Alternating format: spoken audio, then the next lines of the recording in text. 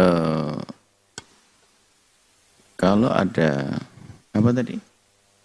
Makmum apakah harus Makmum. Al-Fatihah? Makmum baca Fatihah. Jadi cara membaca Fatihah itu ada tingkatan-tingkatan. Tingkatan istimewanya adalah sholat itu idealnya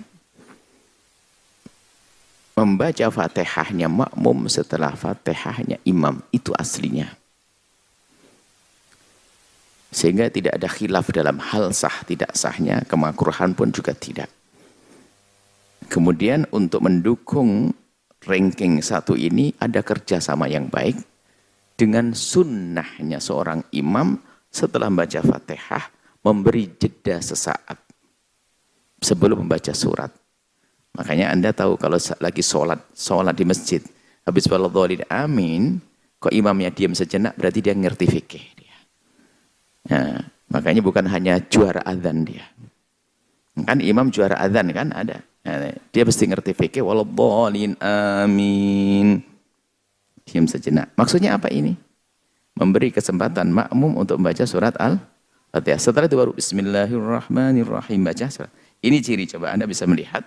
Itu berarti imam fakih. Ada imam fakih, cuman karena nggak pengen lama-lama urusan taraweh barangkali. Ini kita beda. Padahal dia fakih juga, tapi nggak pakai sunnah-sunnahan itu. Jadi waladhdallin amin langsung itu. Baik, kemudian yang kedua adalah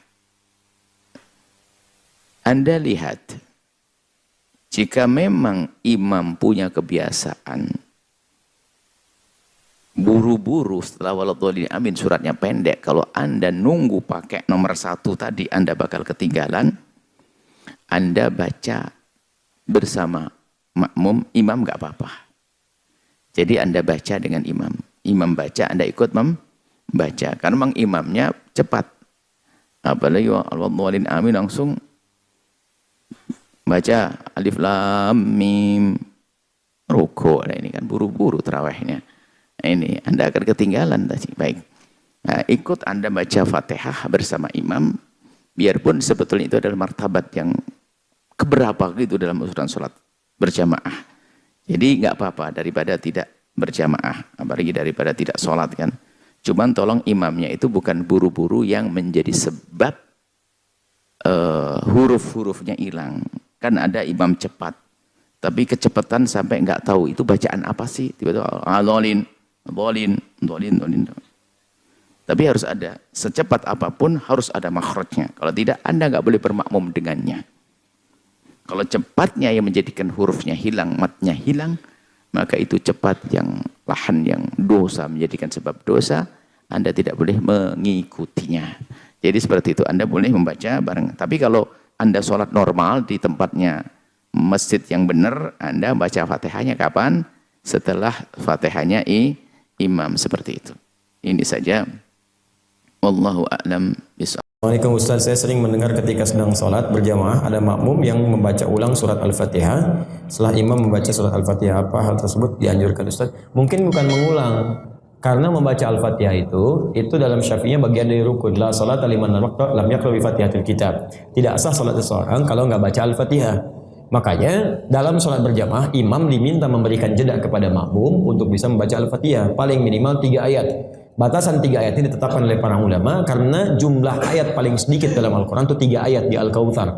Inna a'tainakal kautsar fasholli rabbika wanhar inna syani'aka huwal abtar. Makanya seorang imam walaupun membaca ayat, kalaupun cuma 1 ayat dan panjangnya serupa sama dengan 3 ayat di Al-Kautsar ini, maka dinilai sah cukup. Ya, misal membaca Al-Baqarah ayat 286, la yukallifullahu nafsan illa wus'aha, sampai ujungnya walaupun cuma seayat itu sah hukumnya. Ya benar gitu, karena senilai dengan apa yang tadi dianggap sah. Karena itu Al-Fatihah, kalaupun kita mau mengejar untuk membacanya misalnya, dan kita ingin bacakan itu dalam salat, maka imam memberikan jeda. Bisa 2 caranya. 1, memberikan jeda setiap bacaan ayatnya. Misal, Bismillahirrahmanirrahim. Nanti sebentar, makmum mengikuti. Artinya, ada jeda sedikit, walaupun mungkin 1 detik atau 2 detik. Ya Alhamdulillahi Rabbil Alamin Ar-Rahmanir-Rahim Maliki Yawmiddin. Jelas? Baik, ada imam yang bacanya hadar. Hadar itu bacaan cepat dengan kondisi tertentu. Dia ada hadar, yang ada mutawasid, ada tiwal. Hadar itu bacaan cepat tapi tajwidnya terpenuhi semua. Jadi kan 2 harakat, 2 harakat. Bismillahirrahmanirrahim. Alhamdulillahi rabbil alamin. Arrahmanirrahim. Maliki yaumiddin. 2. Termasuk mad alif sukun. Ya, mutawasid jadi 4 harakat 2 detik. Bismillahirrahmanirrahim. Alhamdulillahi rabbil alamin. Arrahmanirrahim. Nah, kemudian tiwal. Tiwal itu 3 detik, 6 harakat. Alhamdulillahi rabbil alamin. Arrahmanirrahim. Maliki yaumiddin. Bisa. 6. Tapi setiap jedanya diberikan jeda 1-2 detik supaya makmum bisa mengikuti itu. Sampai waladhdallin. Jelas? Nah, ada imam yang baca hadar kadang menyatukan. Ya, ayat 1, kedua, ketiga, keempat bacanya wisal, nyambung. Ya, misal Bismillahirrahmanirrahim.